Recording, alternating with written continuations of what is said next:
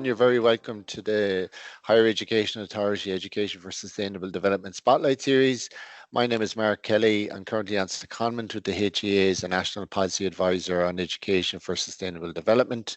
Thanks very much for joining us this Friday, and we're delighted to have Hibernia College sharing some of their ESD practice over the next 45 or 50 minutes. As usual, if you have any comments or questions, please put them in the Q&A or the chat, and we'll have a bit of space at the end to field any questions that you might have. So over to Patricia now to start Hibernia College's presentation. Thanks very much, Mark. So welcome everybody, and thanks for joining us. It's great to have you with us today. My name is Patricia Noonan. I'm an assistant professor in education in Hibernia College and the director of the Professional Master of Education Post-Primary. I'm joined today by my colleagues Richard Egan, assistant professor in education school placement, and Dr. Anne-Marie Dorn, assistant professor in education working across the foundation of education modules. Thank you to both of you also for joining me. Sorry, just move my slides on. So that's the introductions, I suppose, done. So to set the scene a little bit today, I suppose, first of all, just to look at what we intend to cover in our presentation. So it's really considering education for sustainable development in Hibernia College, and specifically, I suppose, to examine how we have endeavoured to embed it across our Professional Master of Education post-primary programme, and then also to look at some of the projects that we've engaged with in terms of our adjunct faculty, our school placement tutors, and our cooperating teachers, which I suppose we consider an element of outreach maybe as well. So that's just, I suppose, what we intend to look at today. So just a little bit of background, I suppose, for those who aren't familiar with Hibernia College. It was established in 2000 by Dr. Sean Rowland. So this year we're delighted to be celebrating 25 years of providing innovative, technology-enhanced, student-centred approaches in education. The college's mission is to make high-quality education widely available to a diverse learner population. And we seek to, I suppose, redefine the boundaries of learning by providing engaging and flexible programs widely to that diverse learner population. We'd have students all over the country, from, as I say, North Donegal to South Kerry and everywhere in between. So in 2000 we began with a primary programme. So in our School of Education we began with what's now known as the Professional Master of Education Primary. And since then, I suppose we have in the intervening years expanded. So as I said, I'm the director of the Professional Master of Education, the PME as we call it, post-primary, where much of our presentation today will focus actually on how we've tried to embed ESD across the programme. We've also added a postgraduate diploma in arts in inclusive and special education and a Master of Arts in Inclusive and Special Education, and they're in partnership with ICEP Europe. The newest member of the family is the Master of Arts in Education, which has just recently launched. But as I said, much of our focus today really is in our PME post-primary programme and how we have tried to embed education for sustainable development across the programme. So again, just as a situating where we work in a blended learning. A blended learning model is what we offer, and we have a lot of experience, I suppose, in that 25 years experience in that domain. So we have an on-demand, self-paced element to the programme where students engage with the content at their own pace, I suppose, and then that feeds in and is developed further in our live online webinars and our face-to-face lectures and tutorials, and complemented, of course, by our online library and professional placement aspects of the programme. So I suppose moving on to what we're here to talk about today, and that's education for sustainable development. So this just sharing here, this quote from UNESCO. So I suppose we've grappled a lot with the language, and I think that would be a common, education for sustainable development, global citizenship education, development education, and so this quote from UNESCO, which talks about promoting sustainable development, which includes, among others, education for sustainable development and sustainable lifestyles, human rights, gender equality, promotion of a culture of peace and non-violence, global citizenship. And we're very much guided in the work that we do and in the PME, I suppose, space by the Teaching Council and by CAME specifically. They are the standards that have guided the accreditation of our programme.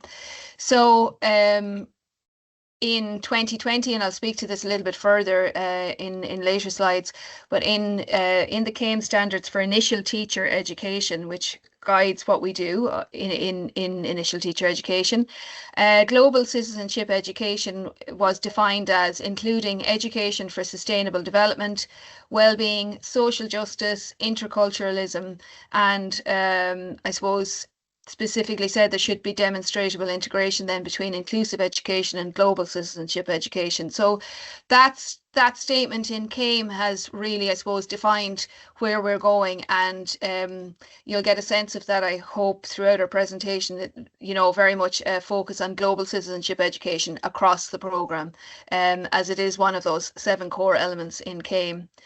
UNESCO in 2025 then also said it's not a single subject. Of course, we all know it's with a set curriculum, but it's rather a framework and a prism. I really like that idea that it's a prism through which education is seen, and that's something that we've really tried to I suppose share with our students and really try to bring them to that reflective position where they consider that this is a prism through which education is seen.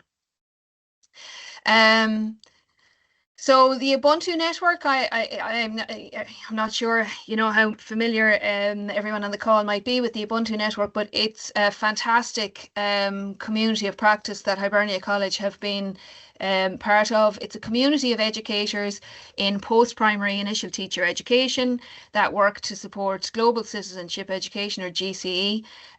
They support teacher educators and future teachers to really deepen their understanding of global development issues and I suppose support them in skill development so that they can integrate that then into their teaching and learning. We've been, as I said, very fortunate to be part of that network for a long number of years at this point, and have secured funding over a number of years for different projects, and that's what we would hope you'd get a sense of today as we go through our presentation. The different projects that we've tried to engage with to really embed and integrate GCE, which is, I suppose, what we're going to talk about, in and across the programme, implicitly and explicitly, and the challenges that have come with that at times as well. So a really wonderful network. If you're not familiar with them, I would urge you to follow them. Fantastic work, and very supportive in the work that we've done. So just to give you a sense of some of the projects that we have secured funding from with the Ubuntu network, it was in 2021, post kind of our mid-COVID, we started with a global citizenship awareness week. This was the beginning, I suppose, of my involvement, and I've reflected a lot since then on an awareness raising week, and while it's a wonderful thing to do, how well does it actually embed, anything in a program or across a program or across a college? So it's a wonderful thing to do, but, certainly we've reflected on the importance of embedding further in program learning outcomes, embedding in module learning outcomes, to really have impact and effect. So we started with this awareness week. I'll speak to you a little bit further on the next slide. We also, I was leading the mathematics methodologies with the student teachers at the time, so we engaged in some reflective practice to ask them to consider how they would embed global citizenship education in mathematics, for example, and science. We worked with science students as well. So these are all student teachers, to be clear, that we're talking about. And then we had the CAME standards. I'll speak to that again on another slide. We have worked consistently to try and embedded across the program through our faculty by annually really explicitly signposting global citizenship education in all of our training. And Richard will tell you a little bit about our community of practice later on. Then I suppose we also developed a lesson planning day for the student teachers from 2023 onwards. And that was where we dedicate, I suppose, one day of their preparation for their first school placement, where they develop a lesson plan supported obviously by the lecturer and the tutor, and they think about how they can embed global citizenship education in the specific teaching of their subject. So that's a full lecture day on a Saturday where they think about that and how they can plan a lesson around GCE and embed it in their subject. And then our most recent round of Ubuntu funding has really looked at building exemplars of practice. So we have an example that we'll show you in a few moments. But that was really where we have worked with some of our student teachers and graduate teachers to record their practice in the classroom in how they embed GCE in the teaching of their specific subjects. The example that we'll share with you today is in a Spanish classroom. And then our last project, I suppose, that we've engaged with currently for this year is our Treoraithe CPD. So for those who aren't familiar, Treoraithe is the Irish word for cooperating teacher. The cooperating teacher is a very important support to student teachers in the school. They work in, I suppose, a kind of a mentor supporter role with the student teacher, and we have developed a professional learning module specifically on GCE for our cooperating teachers. So that's our kind of latest piece of work, and I'll give you a little bit more on that in a few moments. So they're just some of the projects that we have had support from Ubuntu. This was our awareness week in 2021, and as I said, it was actually approximately this time 4 years ago, was it 2021? So we invited a number of agencies to support us. SUS had worked with us to conduct, I suppose, a session with all our student teachers in all our student cohorts at the beginning of the week. We worked with Worldwide Global Schools, who they had some professional development training with our academic faculty and then also with our school placement tutors. So every student teacher on the programme must complete periods of school placement, and working with them and assessing them and mentoring them during that period are what we call school placement tutors. Okay, so during this awareness week, we really tried to reach all of our faculty, all of our school placement tutors, and also then the Ubuntu network facilitated a session with the whole college staff. So that wasn't just the academic staff, but also staff from the library, staff that work in finance, staff that the faculty team that that arrange our venues and everything. So it was a whole college approach. So we really tried to reach everybody during this awareness week. But I suppose, as I said, it was successful at the time, but the reflection afterwards was, how can we do more? How can we embed it more in the programme? And during the accreditation and validation cycles that we've been a part of since, I suppose, we really tried to look at embedding GCE in the learning outcomes, in the programme learning outcomes in the first place, and then obviously filtering into the module learning outcomes. I think we would see that as, from taking feedback, that's a more effective way of actually embedding it, more authentic. So I referred to CAME on my previous slide. So CAME are the standards from 2020, Standards for Initial Teacher Education, and Global Citizenship Education was specifically one of those 7 core elements. Alongside, of course, others on inclusion and, professional relationships and things like that. So that has really been the impetus for us to, I suppose, really question how we're embedding it in the programme, not just having the once-off events, but like really building it into the programme. And I would say that has been very influential. that, I think, alongside being part of the Ubuntu network, which is essentially a community of practice, has really encouraged us to continue to reflect, continue to question how we're doing it, how effective it is, monitoring students practice when they're on placement, how they're doing, how they're embedding GCE into their practice, and then also in terms of moderating assessments and seeing how they're actually doing it in practice. So CAME was certainly a very important document in informing how we've continued to do this.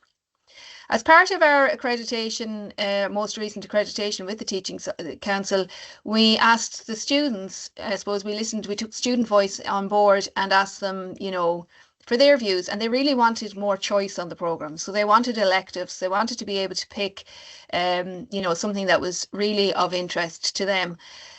So we introduced 4 electives. So we have a wellbeing elective, a digital technology elective, an inclusion elective, and an elective on education for sustainable development. So as you can see from the learning outcomes there, this elective really looks at the history and the policy of sustainable development, understanding Ireland's role, then designing learning activities around ESD, sustainable development, and critically reflecting on their practice. The really important part of this is to take the theory and obviously then bring it to practice. So for them to critically reflect on their learning and how they're going to bring it into their teaching. So underneath, as part of our program, as I mentioned at the beginning, we have a self-paced element. So underneath in this left-hand corner, you can see these are the on-demand, as we call them, sessions, or the self-paced sessions. We have sessions around global citizenship, education, sustainable development, and so on. On the right are some pictures from the actual, from one of the lecture days, where the student teachers were actively engaging with the sustainable development goals and, considering how they would plan a lesson around one of those sustainable development goals or other such activities. So just to see the engagement there. Okay, so at this point, I'm going to hand to my colleague, Dr. Anne-Marie Doran. Thanks, Patricia. So good afternoon, everyone. At Hibernia College, we would see global citizen education not just as a theme, but very much as a foundational value. And really, we would feel also that in today's world and the way it is, where there are challenges such as climate change and inequality, education must empower learners to think critically and to act ethically and to engage globally. And that's very much how we would feel and approach when looking at GCE across the programme and how we might aim to embed that throughout the modules. Our commitment is very much deeply aligned, as Patricia alluded to earlier, with both national and international policies. And what I hope to do for the next few minutes is briefly outline how this vision is realised in practice. So we'll have a look at how our curriculum is realised and also how our curriculum and teaching strategies all contribute to a vibrant culture of this global citizen education. So as educators, we would know that values shape practice, and at Hibernia College, GCE is not an add-on. It's very much a core value, as I mentioned, embedded across the PME post-primary programme.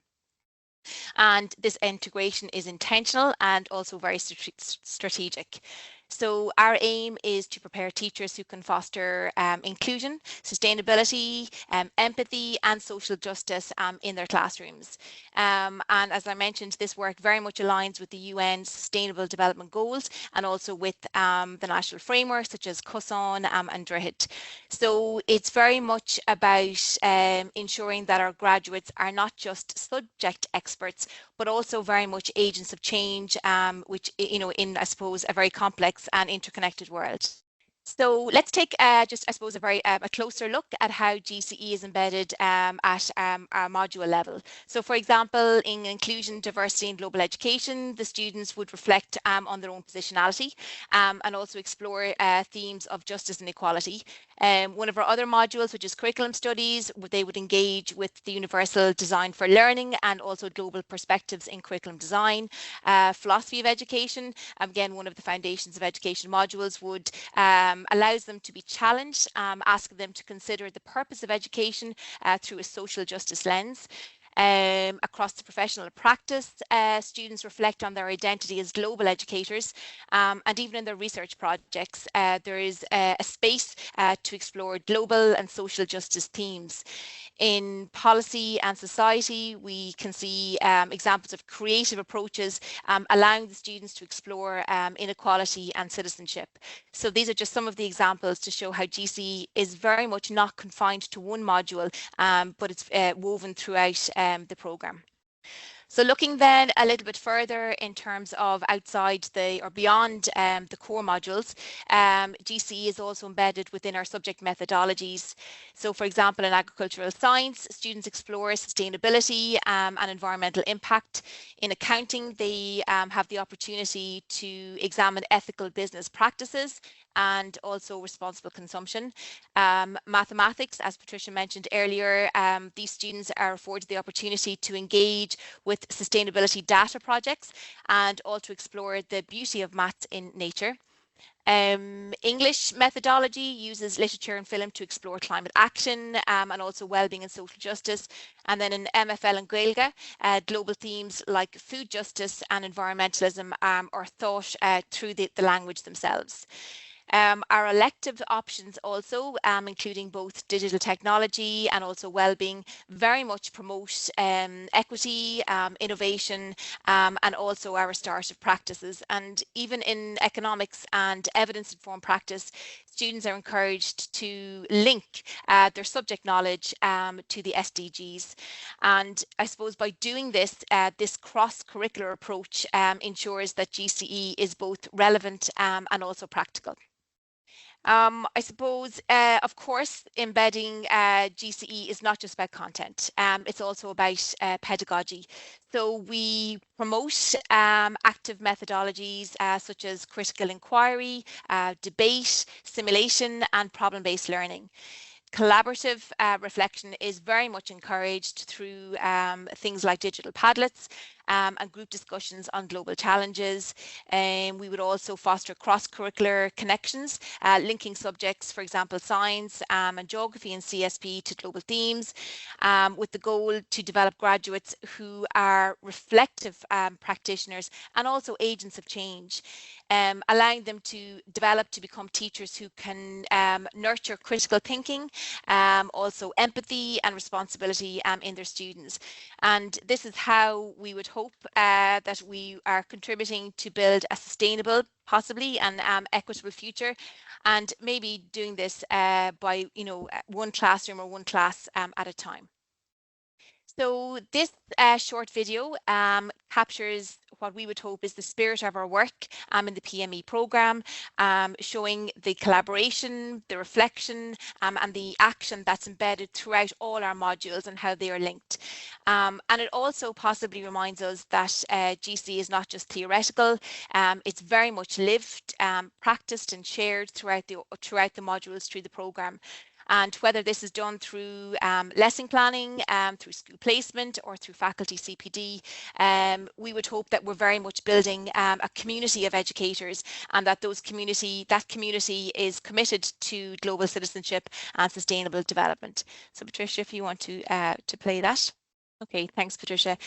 So I'm going to hand over to my colleague now, to Richard. Thanks, Anne-Marie. Thanks, Patricia. Delighted to be here. Richard Egan is my name. I'm the Deputy Director of the PME Post-Primary, and I work in the area of school placement as well. So I'm going to talk to you a little bit about one of the initiatives that we have across the post-primary programme, and that is our community of practice. And I suppose because of the blended nature of the programme that we offer our student teachers, we have a large number of adjunct faculty, so academic tutors and school placement tutors that work with us on the programme. And we are very, I suppose, always conscious that it's important for our academic tutors and our school placement tutors to meet as regularly as possible to share their knowledge and their practice so that I suppose that consistency is always embedded in the program as well, with what we do with our student teachers, and also to ensure that our student teachers are getting the best, I suppose, experience as well. It's really important that the academic tutors who work with the students on the academic modules like teaching methodologies and those other modules that Patricia and Anne-Marie mentioned, that they're aware of what the school placement tutors are looking for when they go out to observe and assess our students on teaching practice. So one such community of practice that we had recently was one focused on global citizenship education and education for sustainable development. If you want to move on, Patricia. This is, as I say, one such example.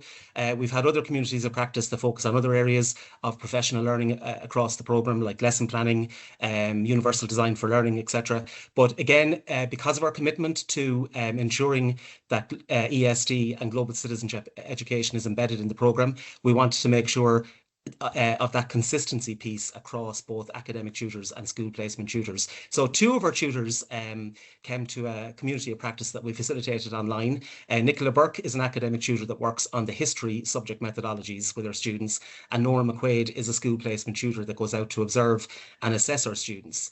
If you want to move on there, Patricia. And I suppose then, just to put in context then where Nicola was coming from. So Nicola presented as an academic tutor who works, as I say, on the subject methodologies in history.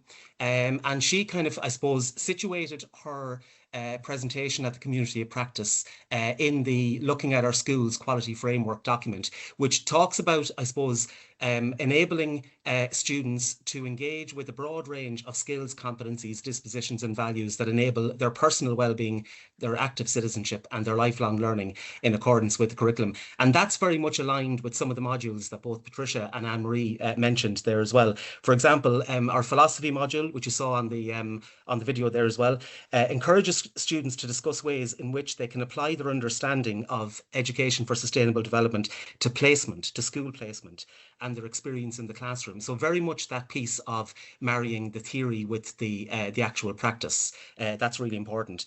Our inclusion, diversity and global education module talks about, I suppose, developing the student's awareness of the importance of developing the holistic student. And you can see that there in the Looking at Our Schools Quality Framework as well, developing the holistic nature of learning and the learner. So our modules and the work that our tutors do with students very much kind of embedded in the Looking at Our Schools document as well. And overall, I suppose, ensuring that student teachers are aware of the importance of making links with themselves, their local area and the wider world. So that's really important. So this is how Nicola situated her particular presentation. If you want to move on there, Patricia. Thanks. And Nicola, I suppose, demonstrated at the community of practice what she does with her students when she meets them through their webinars and at their face-to-face days. So with her history students, she would have introduced them to the pillars of global citizenship education and the Sustainable Development Goals. We'll take a look at some of those pillars in a moment. In groups, again, within their subject area, so bear in mind this was a history group of students, they identify where they can make connections between those pillars and the Sustainable Development Goals. Nicola then would have demonstrated how she used that within a lesson with her own history students. So I suppose we're very strong as well on modelling good practice across the programme. So our tutors would model how they teach their subjects, and in this case, how they incorporate global citizenship education into their own teaching and learning when they meet with our student teachers on the programme. And then the student teachers in this case, they designed a lesson incorporating these elements that they would hope to use on teaching practice themselves. Thanks, Patricia. So just to give you an example of those global citizenship education pillars that Nicola would have referred to in her presentation. So unlearning and reconstructing, finding root causes, prioritising human rights, making local to global links, which is of course very important, and acting in solidarity. And really important as well, because it was a junior cycle class, we obviously make sure that we link all of our work with our students to the junior cycle framework and linking to the key skills. So the key skills that students would have been developing in those lessons, you can see there on the screen as well. So I suppose managing information, working with others, really, really important. And managing, I said managing information there. Yeah. Okay. Thanks, Patricia. And then the next exercise that Nicola would have done was to link those key world issues to topics on the junior cycle history specification. So moving from the issues to how they can relate to, I suppose, and to the world we live in today, and make them relatable to the students. So the issues of famine, conflict, war, migration, refugees, development, all those really important ESD and GCE issues, they would have been linked to content on the junior cycle specification. So examples you can see in the screen there, I suppose if you take the issue of famine, that would have been explored through studying the Great Famine, the causes of the Great Famine, the development of the famine and the outcome of the famine, and how that impacted on Ireland. If you take the issue of planning, for instance, that could have been explored through studying ancient Rome, and climate change would have been explored through looking back at the Industrial Revolution in Britain, and issues like pollution and other issues that would have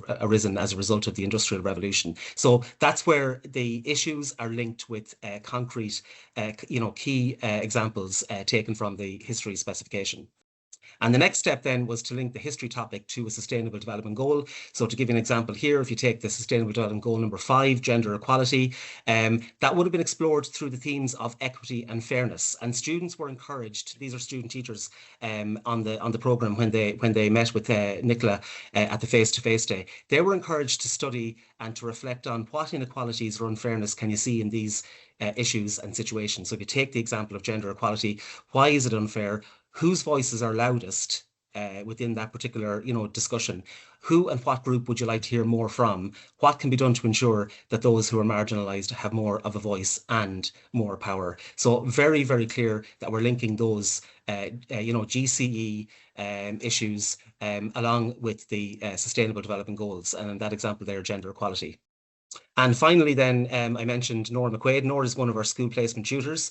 And again, the idea of the community of practice was that all of the participants would and the attendees would hear from an academic tutor as to how they were incorporating GCE into their practice, and how then a school placement tutor would expect, or what they'd expect to see from a student when they go out and practice. But and Patricia alluded to this earlier as well, part of the preparation for our student teachers before they go out on their first teaching block practice is that they come to a lesson planning day, and part of that is where they create a lesson with the help of a tutor, and they prepare a lesson that they would use out on school placement, where they incorporate global citizenship education. So Nora would have put together a lesson based on incorporating ESD and GCE, and those students would have seen Nora model that lesson on the day. So just to give you an example as to the learning intentions for that particular lesson, Nora would have focused on the idea of exploring the universal call of action to transform the world by examining critical literacy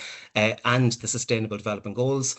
She wanted her students to understand the concept of global inequalities, how they have happened, and to develop the capacity to respond to issues of global injustice in solidarity with others. And she also wanted her students to consider critical thinking skills. And I suppose critical thinking skills are really essential to our student teachers and to our pupils in the classroom, but to apply those to everyday situations in order to take appropriate action for a more just world. And again, that's in keeping with the learning outcomes on our modules across the programme as well. And finally, then, just to look at the success criteria that Nora would have applied on the day. So at the end of that lesson that Nora would have modelled on the day with our student teachers, and then the student teachers go on to prepare a lesson themselves, they work in subject groups. Her success criteria for her students on the day would be that they would be able to describe the world's wealth and how it is unequally shared, that students would be able to recall some of the Sustainable Development Goals and how they are striving to address global inequalities. And success criteria 3, that the students will know how to take some actions in response to global injustices in solidarity with others. So I hope you get a sense from that there, how through our community of practice, which is really important, we want all of our tutors to engage in professional learning for themselves, but also to do so in a way that's going to go on and support our student teachers out on placement. And you can see from that there how by bringing them together to share their knowledge, their their professional learning, it ensures that consistency as well, that our student teachers are getting the best experience on the programme in terms of their engagement with the issue of education for sustainable development. Thanks, Richard. So I hope you can, you get a sense of the work that we're doing to, I suppose, embed global citizenship education and education for sustainable development across the program. So I alluded to this at the beginning, that we began with the awareness raising event, the GC Awareness Week. But through our work in the validation and accreditation of the program, we've really realised that the once-off events are great, but it's embedding it through the program, through weaving it in through the program learning outcomes, the module learning outcomes, that's really where we can look to have greater impact. Of course, having it written into the program and module learning outcomes is one thing, but actually supporting and empowering our faculty to be able to actually, meet and enable the learner to meet those learning outcomes, I suppose, is another thing. So that community of practice that Richard spoke about is one element of that, facilitating those collaborative conversations, facilitating the sharing of good practice, facilitating, faculty that work on different aspects of the program to have these really important conversations about the work that they're doing with student teachers, so that we can have greater consistency and something we've worked a lot on in the last 2 years, greater coherence across the program. I suppose that's the dream, that's the end goal, is that the students have a consistent experience and that the program is coherent and that they're getting a consistent message. So to do that, we had our community of practice. That's one element of that, supporting GCE amongst faculty. We also have, we're very lucky with our digital design team and the supports that we have available through our technology.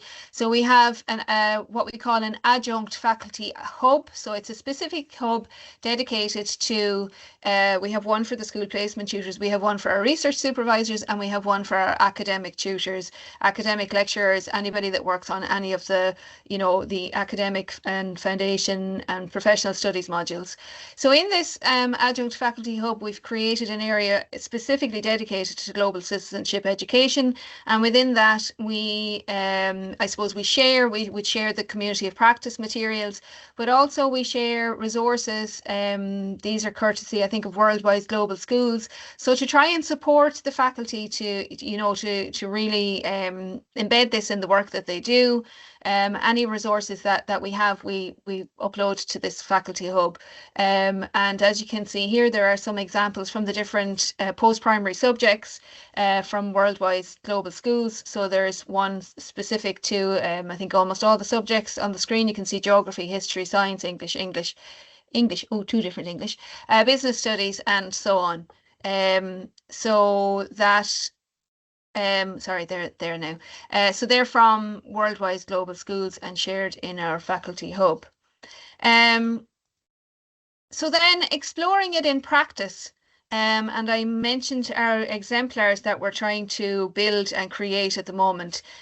We have, this is a video exemplar of a graduate student teacher embedding GCE in a modern foreign languages classroom. So she refers to MFL. So just if you're not familiar with that acronym, it's referring to modern foreign languages.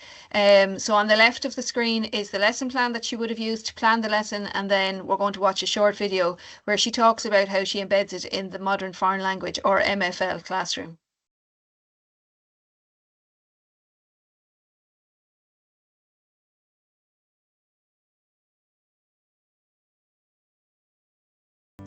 So in MFL, if we look at senior cycle and junior cycle separately, it's actually done very well at senior cycle because it is embedded in the curriculum. So the students have a number of different topics to cover over the 2 years, and those topics are of current affairs, and things like travel brings the environment in, and things like issues of migration, of war, when you're talking about politics, these kind of things come up as normal topics. And then what you're doing in the MFL classroom is giving the tools for the students to communicate with one another about those topics. So there's a lot of resources, and it's very well laid out and clearly laid out in the senior cycle curriculum. At junior cycle, I suppose in our particular school, one of the short courses that they do is climate action. Global citizenship education is core to what we try to do here in the school. So the students are aware of their roles as global citizens. So when you're talking about yourself, when you're talking about your family, your daily routine, we're kind of mentioning little bits and pieces that you might be doing to support the planet, for example. When you're talking about extracurricular activities, then you might have students who will be able to talk to you about the Green Committee or different clubs and societies that they're involved in. Also, we run an Erasmus program here, and we always put some sort of sustainability element into our Erasmus projects. So the goals and objectives of the project would always include something around European values and global issues like climate change. And so the students are very aware of these. We promote the project very widely across the school, but because Erasmus has got such a strong link to the MFL classroom, to language, it's very easy to weave it in that way. And also in terms of, besides that, we have so many resources available to us now online, and also with the help of AI, you can generate your own resources very quickly that are relevant to issues of global citizenship, and so it's kind of at our fingertips now. So it's much easier now than it was in the past. Okay.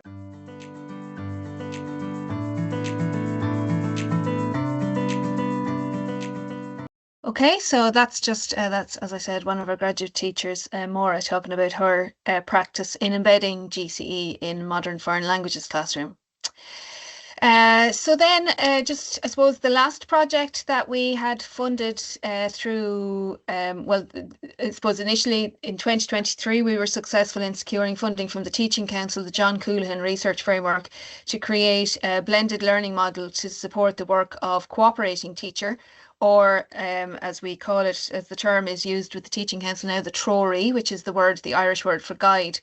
And those materials included self-directed learning materials as well as support webinars incorporating, again, a community of practice model. The materials were designed as a result of a research project with 33 participants who worked as cooperating teachers supporting a student teacher during the school placement element of an initial teacher education programme. And in this initial phase of the project, we that's just a little video. This is an extract from what the beginning of the course looks like. In the initial phase of the project, the materials included a handbook, so a Treoraithe or a cooperating teacher handbook, a module on observing teaching and learning, a module on feedback and reflection, and then a module on team teaching. So you might wonder, why am I talking about that today when we're here to talk about education for sustainable development? So in this round of Ubuntu funding, we secured funding to develop an extra module for the cooperating teachers. Okay, so the initial funding that we had from the Teaching Council included these 3 modules and a handbook. It's really supporting the cooperating teacher to support the student teacher. So we suppose we recognise this as an opportunity to reach the cooperating teacher in other ways.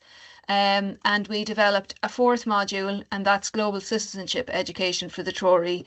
We would see this as a very good opportunity, as you can see from the learning outcomes, from the learning intentions, 3 and 4 especially, I suppose. Examine ways in which you can incorporate GCE, we say more, into your own practice. So this is the cooperating teacher, a teacher working in a post-primary school who's supporting a student teacher, or subject specialisms, and support the student teacher to do the same. So we created these materials really, I suppose, to help the cooperating teacher support the student teacher, but with an unintended, hopefully, learning outcome there of it will help the cooperating teacher also develop and enhance their knowledge and skills in this area. Learning intention 4 was explore opportunities and methods for addressing contemporary crisis within your own practice and guiding student teachers to do the same. So, you know, we really saw this as an opportunity to impact into two different areas and potentially as a model of outreach. So the course looks like this, the handbook, the 4 sessions, and then this is the beginning of the session just appearing now on the bottom of the screen. That's the beginning of this module for global citizenship education. So it begins with the sustainable development goals and so on. Then the next slide just shows, I suppose, some of the content of the course. So there's a piece around critical literacy in global citizenship education, part of the session on Paulo Freire and development education and his thinking there, critical pedagogy, active learning, and so on. So that's just giving you, I suppose, a sense of the content of that module. So we're very excited, and we're just actually launching that at the moment with a new group of cooperating teachers. So we look forward to getting some feedback on it and to hearing their thoughts on it. And you know, it's quite an exciting area that we really hope to build on further and develop also our community of practice model. So as I said, I suppose we have quite a few kind of ongoing projects that we continue to embed and continue to support. We have more funding, I suppose, from Ubuntu, which we're always grateful for. We continue with our cooperating teacher CPD, our online course. And so this is just, I suppose, what's ongoing. We continue to develop those video classroom exemplars like we had there earlier with Moira, our MFL teacher. We continue to, you know, to embed GCE in the program to monitor how that's going, to, you know, monitor how students are engaging, how they're embedding in their assessments. We have an ongoing piece of research into attitudes and approaches to embedding GCE in the work of the faculty. Obviously that CPD that I just showed you, that continues, and we're just beginning that module with the global citizenship. So we look forward to having some further updates on that. So that brings us to the end of our presentation. We'd be happy to take any questions if you have so. There are contact details on the last slide. And I'd like to thank you all for your attention. And as I said, we'll welcome any questions. Thanks. Thanks, Patricia, and thanks everyone. Really interesting and really comprehensive approach to embedding it. And it sort of strikes me when you're talking about it there that you have a sort of ready-made iterative feedback from the placements. I'm just wondering, from the student teacher perspective, when they go on placement and you put all this effort into GCE, ESD lesson plans, have they brought up sort of challenges, opportunities, reflections about when they're actually then going into practice in that sort of placement context? Thanks, Mark. So I think there's a natural alignment for some student teachers, either because of maybe a passion for the subject area or for a natural, I suppose, linkage to, you know, we would see geography. The geography student teachers are quite strong, or just the MFL teachers, the languages, actually, there's kind of a natural and nice, easy alignment. And I think that they find that easier, but it's more challenging for other student teachers. And I suppose that's why I kind of engaged with the maths specifically. It's my background, I suppose, first of all, but for them to kind of challenge themselves and see how they can really make this part of their everyday. So some of the student teachers would find it easier, and I think there's probably a very interesting piece of research there into, you know, why that is. You know, it would seem it's because the curriculum maybe lends itself easier to it, but there's also, I think, an attitudes piece or a personal interests piece also. And just to add to that, Patricia, yeah, sorry, Mark, Patricia mentioned their geography students and MFL students, but also we have in the programme students who are teaching politics and society. So there's kind of a natural alignment there as well. And they probably do find it a bit easier. They would be teaching politics and society, and in some cases, junior cycle CSP as well. So they probably would find it a bit easier. Other subject areas a bit more challenging, perhaps. I think also, just to, sorry now to continue as well, I think also that some of them would would reflect a greater interest in some actual pupils in the classroom. You know, there is a developing interest, but there's certainly a link to the subject area as well. And what sort of strikes me is what you mentioned there about research, like in Ireland and throughout the Spotlight series, what you will see is a huge amount of practitioners. So people who are doing exactly what you're doing there, embedding across modules, across programs. But what we are, the next phase probably is to build a sort of a framework to capture all of this evidence from a research perspective. And what I really like about your approach is the way you share the lesson plans and short videos and things like that. I think there's an opportunity for Ireland nationally and as a sector to build a really strong research informed evidence based approach to teaching and learning excellence around this space and other things, not just ESD, but lots of things that we do. And the problem, of course, is when you're so busy being a practitioner, it's very difficult to find the time to also be the researcher. But Yeah. there's definitely huge opportunities there, and I think now the sector is probably ready to look at that and to do it in a sort of collaborative way rather than every institute trying to do, you know, separate things so that we can share the workload, I think. Absolutely, yeah. Yeah, so really interesting. So there was just a question, and I think I stole Patricia's thunder, but Yeah. I'm sorry about that, Patricia. But it's more general question. I was specifically asking about placement, like for yourselves, and you outlined some of the activities that are ongoing. But if you're looking towards 2030 and 2040, even if we can look that far ahead, like what do you foresee as what are you excited about doing next? And then what are the challenges to maybe moving in that direction? Because I suppose we're all trying to do things better or better things, but then the transformational aspect can be sort of a challenge just institutionally across the sector can be a challenge. So any thoughts on that? I think the challenges, which was part of Patricia's question, the challenges are, you know, and I'm sure this is not unique to Hibernia College, that the challenges are bringing everybody with you. You know, I'm like a very big advocate of Ubuntu, would attend their dialogue days every year. I find that community of practice so good. It just keeps me fresh and keeps me kind of thinking about this space and how we can do more, and you know, but the challenges are to bring everybody with you, especially with a very big faculty. You know, we have a huge number of adjunct faculty and tutors that work. They're practitioners in schools, and then they come to us to work with the students in specific areas. And it's trying to, and I alluded to this when I talked about the school, you know, there's a natural alignment for some people or for some subject areas, but it's to try and bring everybody, like that's the biggest challenge, isn't it? And I'm sure that's kind of common everywhere. I suppose, what am I excited about? We have a new project starting, and I know this, you know, I'm just excited about this because we're very technologically, I suppose, advanced. We've got a lot of experience in the use of technology to enhance learning, and we're starting a project which looks at a virtual scenario.